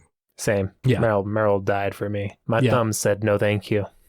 So yeah, that pretty much takes us through the end of this game, which was good. What were your thoughts after sort of like beating the game? The game direction actually really stood out to me. Yeah. Especially like how it cuts to different characters, the like the use of visual effects throughout the game to make certain things feel more impactful. The camera angles they choose for the different rooms or where you go into to make it seem more cinematic. Yeah. That's all Kojima to me. Yeah. And I think that it really stands out and it really goes a long way to making it feel unique and interesting and fun. So the game direction definitely stands out quite a bit to me. I also really thought that the sound design was also interestingly good in this game. Just like how all the different sounds are very like unique, interesting. Yeah. They tell you exactly what is happening at any given time. Like everything has a very distinct and discernible sound to it, from different weapons to just like different things you do with the menu or the Kodak or anything like that. I love the audio design of the menus in this game. Right? The like sound of you pulling up the menu, the like and the like just mechanical beeps and boops are so satisfying. It just really goes that extra mile to make it feel like a military operation, like a high-tech military operation, which is what everything is based on, which is great. Really brings you into the game that much more. And just like the very little things, like when you were zooming in with your binoculars to like view things, just like all the extra shit that's going on, the like information, that probably doesn't mean anything, but just goes a long way to make it feel more engaging and interesting. Like, oh, this is something beyond my understanding, but I'm just kind of viewing it, if that makes sense, as the player. Yeah. It feels like the harder you look at the game, the more it has. Like, you don't really have to engage with that shit. You don't even have to open your binoculars except like the first time you do it or whatever. And so you don't really have to fuck with that shit, but there's so many details in there if you want to just like check it out and see what's going on in there and like pay attention. Exactly. So I really loved the first disc of the game. Yeah. I wasn't as big a fan of the second disc. It definitely feels like it's sort of like barreling towards like, we need to finish this. Yeah. And it is quite a bit shorter. Like it feels less, I don't know, concise in a way. It's shorter, and I feel like there's a difficulty spike on the second disc as well. So yeah, I felt like the last boss section just like kicked my ass. It was hard. Yeah. I just had to eventually Unga Bunga Metal Gear Rex and just like stood in front of him and just like blasted him with stinger missiles until he said uncle. Like doing it the way the game I think wanted me to do it just was not working for me. I could not get away from those missiles quick enough. Had to go the caveman route, the Unga Bunga. I went the Unga Bunga stinger missile route and it worked. And yeah, just there was that one instance of the key card too. That was tough. That just seemed like filler almost, like kind of unnecessary, yeah. Kind of unnecessary. And then you call Otacon to ask him about it, and he's just like, I don't know what to tell you. You just got to do it. It's just like, Kojima, are you trolling me right now? Are you just making me do this just because you want me to? I mean, maybe it was different and revolutionary back in the day, but for me in a modern context, it just seemed like, okay, you're just making me go back to this level, walk around in the heat for a little bit, and then just like timing me to see how quick I can get back to where I need to put it. That was a little less engaging to me. Yeah. But everything else was great. And I think what I really liked about it was the pacing. The pacing through the first like 75% of the game is great. All killer, no filler. Yeah. Just takes you from one like interesting set piece to the next. Where it's like mostly boss battles too. Like it is like mostly boss battles, yeah. Which is fun. It's like a couple of rooms, boss battle, a couple of rooms, boss battle, a couple of rooms, boss battle. And I think it loses that a little bit in the second section. And kind of loses that pacing for like larger scale events, or like scripted events, like the escape sequence, which also kicked my ass until I realized that I could go into first person mode and do it that way. Critical. If you're not in first person mode, you're not going to do it. It's going to be a tough time. But other than that, I thought the game was great. Still holds up, which is amazing. That it is like 23 years old, 23 and a half years old, and it is still fun and enjoyable. And fresh. Like there's no other game that feels like this still. Yeah, no, it's totally true. I think like my mechanical experience of this game has definitely been the part that like obviously hasn't aged as well as the rest of it. Like the mechanical stuff every now and then you're like, I like this is really what we're doing right now. But I think I was just enjoying the narrative and the themes of this game so much more that I almost just like it was invisible to me. Yeah. I was like, I just need to get to the next beat. That stuff feels wildly modern. The approach to storytelling, the approach of what it's saying. I think my conclusion after beating this game, and this was sort of a conclusion after beating Death Stranding, was similar, is that what Kojima is saying in the games is important, but it is not nearly as important as how he is saying it. Yeah. Like the plot beats in this game are wacky. Like they're very weird in the same way that almost every other game is. Like if you explain it on a piece of paper, parts of it are compelling and parts of it are like, okay, I understand what's going on. But when you put it all together, the important part about it is not what is said, but how is said, how it is said.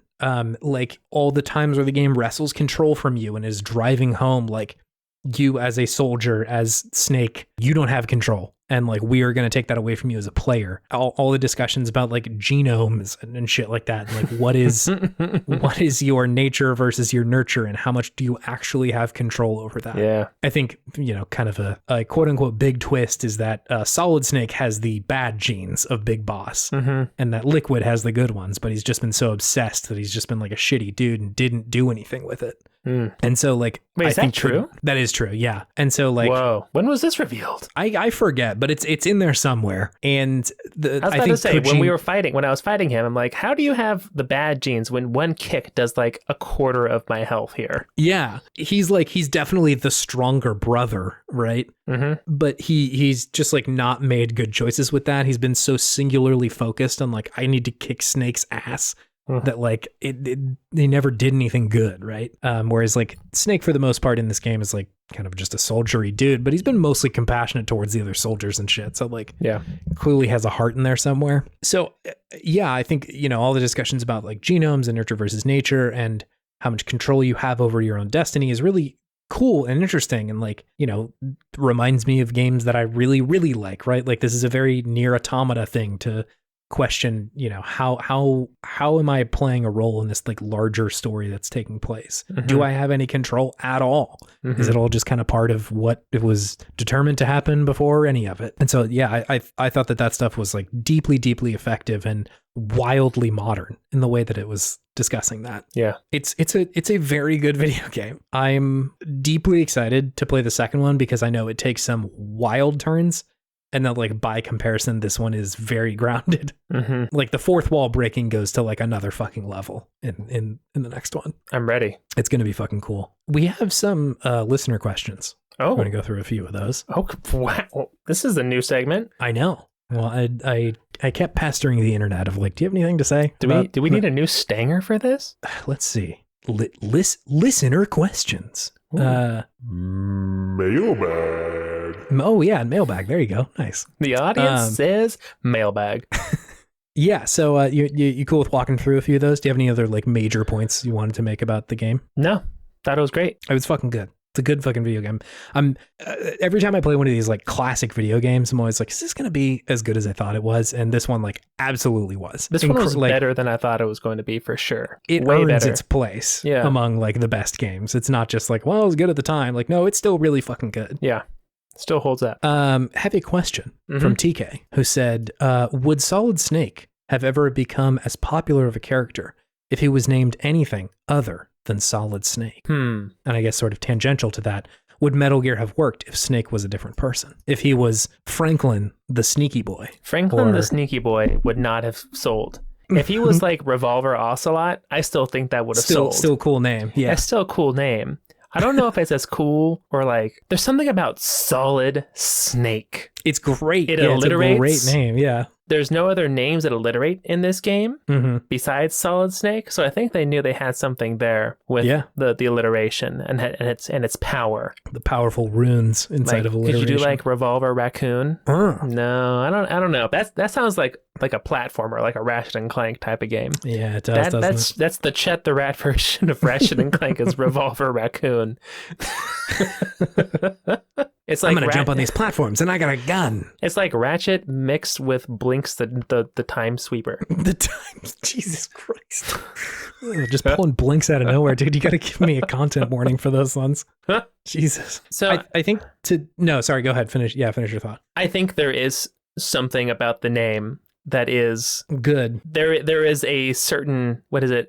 Is it je ne sais quoi? Is that so. reply there? Yeah. Like, I don't know how to say it. Like, it's just, there is something that you feel just in your gut when you say Solid Snake. It's ethereal. Yeah. It's got a cool vibe. Yeah. And we're all about the vibes on this podcast. Absolutely. Like, could you have found something else that could evoke that? Probably. Yeah. But Solid Snake it's classic. I don't know if any other game could pull it off. I know. That's the thing is it's like so many of these names are like cartoonish. They're ridiculous, but they make them seem very serious. Intense and serious and sinister even. Like by the end of Death Stranding, I was like, yes, tell me more about this story, Die Hard, man. Like, it just totally goes over your head at a certain point. You're like, yeah, of course, that's his name. I think to the question about like, would Metal Gear have worked if Snake was a different person? I think Metal Gear Solid 2 is your answer to that. In that, like, they did kind of a bait and switch of a lot of the marketing around Metal Gear Solid 2 was like, you're going to play Snake, here comes Snake again. And you do for a little bit, and then it drops you in as Raiden, and like, the whole rest of the game is him. And so I think your answer is the response to that game, because a lot of people at the time did not like playing as Raiden. He was like a very different character compared to like, at this point, the now legendary Solid Snake.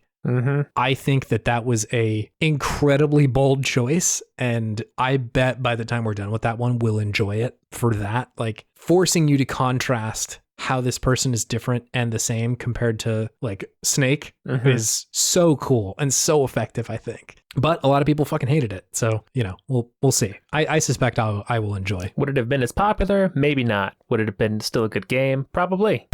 Yeah, probably. Related, Garen asked, is Solid Snake like a phallic thing? Ooh. Garen said, coming with the AP English questions here. Garen said, I have not played Metal Gear Solid, so he doesn't know necessarily if that is a big deal or not. I mean, there might be some definite masculinity vibes in there. I think so. Solid phallic shaped thing. Yeah. So solid phallus. I think a little bit, but like I don't think that really plays at the themes of the game very much. I think it's just a cool name, to be honest. Yeah, maybe in the first game he resembles that the most out of any of the other games. Yeah, because of his more problematic attitude towards some folks. Yeah. So maybe there is some thought process in there, but I don't think it's on purpose. No, I think the intent of Solid Snake is much more about like, this name sounds fucking cool. Yeah. I think he's like, I liked the name Snake from Escape from New York, so I'm just going to continue using that one and throw solid at the beginning. Yeah, that's probably more accurate. Occam's razor, right? We got this one from Kevin who said, if this game came out in 2022, does it work? I think yes. Yeah, I think yes as well. I mean, I don't know if it would be like a AAA blockbuster again. Maybe it'd be more like an indie blockbuster, like a Hades type level of success. But I still think that it would be critically lauded. I think so too. Because it is just a interesting story. Maybe it would get canceled a little bit because of the Meryl stuff. But I would think that if it came out at this point in time, that really wouldn't be in there. Yeah, I don't think it would get canceled because like it's by and large like not a huge plot point. It's just sort of in there. I bet people would say like, hey, this sucks, and like rightfully so. It does suck. Yeah. But I think like the game is just firing on so many other cylinders. Sure. That are still incredibly effective and are in conversation with video games as a medium that I think it would still be incredibly effective. No, I think this game it's still good even on PlayStation 1. It's still good. Still good. No, it's incredible. I think if it came out now, it'd still be very good. Got one from AJ who's just said Johnny Sasaki as question mark. Which, yes, the answer is yes to that question. Yes, 100%. He needs some Pepto-Bismol. Really does. My man is struggling. He either needs some Pepto-Bismol or really needs to take like an IBS test of some sort. Yeah, and just get his diet some under kind of control. Allergy. There's definitely some intestinal trauma going on there. Something is awry. Your intake of garlic or onions might not be treating you very well, my friend. Yeah, it could be something innocuous too. It could just be like tomatoes. It's true. Yeah, people have allergies to all sorts. It's true, man. Yeah. Dangerous. I'm excited to revisit Johnny. So yes, AJ, there will be more on this. Yeah, more Johnny Sasaki coming for you. AJ also had a comment. I first played MGS in 2015 in the lead up to MGS 5 and was blown away by the story that they were able to tell on the same system that Bubsy 3D came out on. It sounds like I probably read this and then aped that point. Credit to AJ when I talked about fucking Croc or whatever. Yeah. It's an absolute achievement in game design and storytelling that's compounded by how absolutely buck wild the story is in that game, let alone the series. All that is to say the game is good and I like it a lot. Praise be to the Cyborg Ninja. Bye-bye. Bye-bye. No, I agree. I like when I first fired up this game and they just came in with the hard exposition in the beginning with like the very cinematic opening of just like him slowly making his way in the submarine to the base. I'm just like, wow, we were just cavemen banging on rocks. And now we're just like in the space age now with this game. That's kind of the leap it feels like in just game storytelling. But also 1998, I was just looking it up. That was a big fucking year for games, bro. Really? Yeah. Banjo-Kazooie 1, Half-Life 1, Resident Evil 2, Legend of Zelda, Ocarina of Time. Ocarina. StarCraft, Grim Fandango. Jesus, yeah, that is a lot of games. There were some heaters coming out this year. Some true heaters, yeah. So this was just a big year for games, I think, honestly. But none of them really push storytelling quite like Metal Gear Solid does. So it's just, I think it's a monumental shift, honestly. I don't think anything pushes as hard on storytelling in games as this one does. Like, I was thinking about this in hindsight, that I think oftentimes a criticism levied against Hideo is that he's just trying to make a movie. Mm-hmm. And like, I couldn't disagree more with that point. He is like so absolutely trying to make a video game. Yeah. It happens to be a fairly cinematic game. There are cutscenes, but like so much of the narrative and themes are concerned with player agency, which is like a thing that is only in video games. Like you can't have that in a movie. I don't think this game would be as effective if it was just the plot beats in a movie. Yeah, and so like, I agree. So like I just remember reading that a lot when I was younger of like, here comes Hideo, he's doing another movie. Like, no, you fuckers, like look at the game, look at the video game. This is a cinematic game. This is not a movie. And like, you could tell this story, I think, without 3-hour-long cutscenes, but like, who cares? Like the point and the theme and all of that sort of stuff is so directed at, I'm trying to push video games specifically forward rather than like, I'm just going to make a movie. Because he could have made a movie by now. Hideo absolutely could have made a movie. Sure could have. But he continues I think he had a TV show. Did he really? I think so. Police Knots was like an anime, I think, for a little while. When I saw him at Comic-Con, yeah, I think he had some sort of television programming coming out. Cool. It's called Too Old to Die Young. Oh, hell yeah. I love that. My man knows how to write good names. Yeah, I love this video game. I'm not surprised that it is like in our influences so deeply. Yeah. It is ridiculous and earnest, which I think is not a far off description of what we're doing here. Like, very much not in points, not taking itself too seriously, but also definitely has something to say and is like not trying to make fun of that thing. Oh that my it's God. saying. We are kind of like the Metal Gear podcast. It's a little bit in there. I mean, our first episode is named Metal Gear Mandir, and like, I think there's a fair amount of Metal Gear content in nearly every episode. It's very fair. So, I like, clearly this game means a lot to both of us, even if you hadn't played this one before. Like, the influence of its series is in you. Most definitely. Definitely is on me. And so, like, this has just been such a treat being able to revisit this game. Yeah, no, this was awesome. I loved playing this game. Like, I've been playing a lot of modern games that are critically acclaimed, and when I started playing this, I was like, nope, I just want to play Metal Gear. Like, it just superseded everything else that had been on my docket. And I was like, nope, Metal Gear, here we go. It's a very playable game. Like, you can play like an hour of it and feel like, damn, I played a lot of video game just now. Yeah, and it's all enjoyable. It's good. It's good. It's a good damn game. Yeah, I love it. I love what it's saying, and more importantly, I love how it's saying it. One last thing. This game feels like a play. It feels like theater. Like, I was expecting there to be a song at some point. Like, Andrew Garfield comes on, starts singing. Like, Otacon to break out into a sad, like, funeral dirge when he has to, like, lay Sniper Wolf to rest. Like, would not be the wackiest thing to happen in a Metal Gear game. That's for sure. True. There's, I'm surprised there isn't a musical number by this point. La Le Lu Le Lo. The La Le Lu Le Lo. Oh yeah, I guess like post credit scene is that Ocelot has been working for like the American government. Is that the idea? He's been working with the U.S. president. Yes. Not the government, but like the president directly. Yeah. More to be covered in the second game. Yes, absolutely. I think we could probably continue talking about this game ad infinitum, and there is much more to be chewed on. So if your corner of this game didn't get chewed on, sorry. But you know, it's a big game, a lot of shit in there, and I love it. It's very good. Let us know if there's anything that we didn't cover that you want to hear us talk about. Yeah. Or you want us to shine a light on. I can certainly do an addendum in any fucking episode. Yeah. Cool. Do you want to move on to our outro here? Let's do it. Let's do it.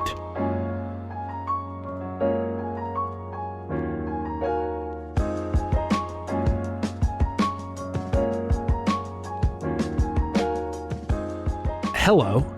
Hey. Yes. We're on Twitter. Oh, actually, after doing 2 hours of podcast, that hurts a lot. Can't do that gravelly voice so much anymore. Do what comes natural. Do the Hal voice. We're on Twitter. We are at Podtimism. If you want to reach out and tell us about the parts that we missed or the parts that you liked, either one. Let's see. If you want to email us, you can do that by emailing podtimism@gmail.com. If you want to help the show, a great way to do it is to review it on your outlet of choice. I think the easiest ones to do it are on Apple Podcast, which is slightly difficult, and then also Spotify, which is much less difficult. Review with your heart, obviously. Not trying to compel you one way or another, but that does help the show get out. I think a more effective thing, and probably easier in the long term, is to just tell a friend that, hey, here's this podcast that I like. Again, going to repeat this since it's been happening more. Been seeing more people doing this. Thank you to those who have been doing that. Yeah, thank you. Wow. Thank you also to people who are giving it a chance for the first time. Also appreciate that. I know that I'm usually reluctant to add another pod into the roto. So like, there's a lot of pods out there. And like, it's, you know, it's hard to find one that jives with you quite correctly. So thanks for giving this one a chance. So yeah, appreciate that. Thank you to Scout Wilkinson. Scout. Our fucking podcast art. Damn. Still looks good. Really every does. time I look at it. Every time. It really does. I'm just like, every whoa, time it pops off the screen. It really does. I'm like, here's our episode, but damn, look at that art. Holy shit. Mm-hmm. She nailed it. Commission her to make art for you too.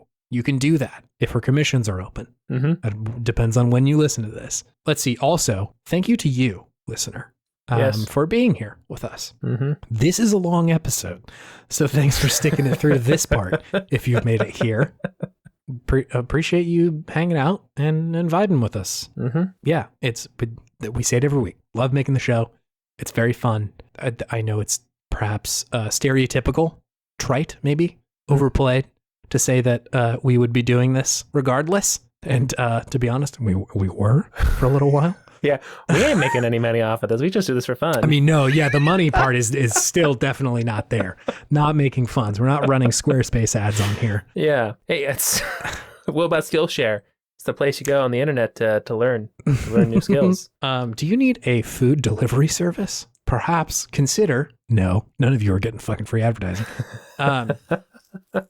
So yeah, super appreciate having the folks here. We love having you along. With that, David. Yes. Do you have any video game wisdom to take us out on? I do. What is it? Yeah. So everybody in this world starts off their life rolling a big old D20. Oh, sure. True. See what genes they get. No matter what the outcome is, it's up to you to make the best of those genes. To not be a whiny little baby. To not be Liquid Snake. Who was overcome with jealousy of his brother. At the end of the day, the only person who has control over your fate and your life and your genes is you. And like the societal structure powers, but that's, I mean, yes. So it's very like true. don't feel bad if you're like, don't feel bad if things don't turn out the right way, but you can maximize things. Sure, yeah. You can maximize them. I think at the end of the day, just like, don't be Liquid Snake. Don't be Liquid Snake. Don't be a weird, like, quasi kind of what's the word I'm looking for? British. Don't be a British. Don't be a British. If you can help it. Sorry, all you British listeners. Didn't mean that. Eugenicist? Yeah, it's a little Darwinian, his beliefs and shit like that. So like, you can not believe in that. Eugenics are bad, I think is really what I'm trying to say. Big hot takes from video game Podtimism this week. That's where we are now. Eugenics are bad, but They honestly, suck. that is kind of where we are now in the world. We have to kind of say this again and make sure that everyone agrees. Like, if you agree that eugenics are bad, can we start as that on a baseline? I suspect that anybody who has made it to this section of the podcast is probably not a eugenicist, but like, if by chance you are, is eugenicist even a thing, or is that just like a Nazi asshole? Either way, don't do that. And if you want to, get the fuck out of this podcast. Yeah, this isn't for you. Yeah, what are you doing here? Get out. Go listen to the Liquid Snake podcast. He talks all sorts of shit. We don't want you here. Welcome back to the Liquid Snake podcast, where we're going to take over outer heaven. Wow, my throat is really not happy about me attempting to do that. Where we're going to take over the video game Podtimism soundtrack because they're much like my brother Solid Snake in their delivery of podcast formats. David, I can't do any more impersonations. Oh, me neither. I'm dying over here. We did it. We beat the impersonations out of ourselves. I mean, we just have 4 more times doing this. That is true. Maybe more if we do Peace Walker. Yeah, I think we should probably huck Peace Walker in there, and also maybe Revengeance. I never played that one. Oh fuck! I hear it's kind of fun. I'd play it. Anyway, thanks for being here. Yeah. Keep it right. Keep it 100. Don't be Liquid Snake. There you go. Moral of the story. We'll see you next week for your regularly scheduled episode, where we will barrage you with talk about Horizon and Elden Ring. Yeah. And or David will tell you about how, and I will just sit there and listen. You'll talk about how cool playing Hades in Hawaii was. How did you know? I can see the future, David. You know how it'd be. You know. Okay. Right, anyways, bye. See ya.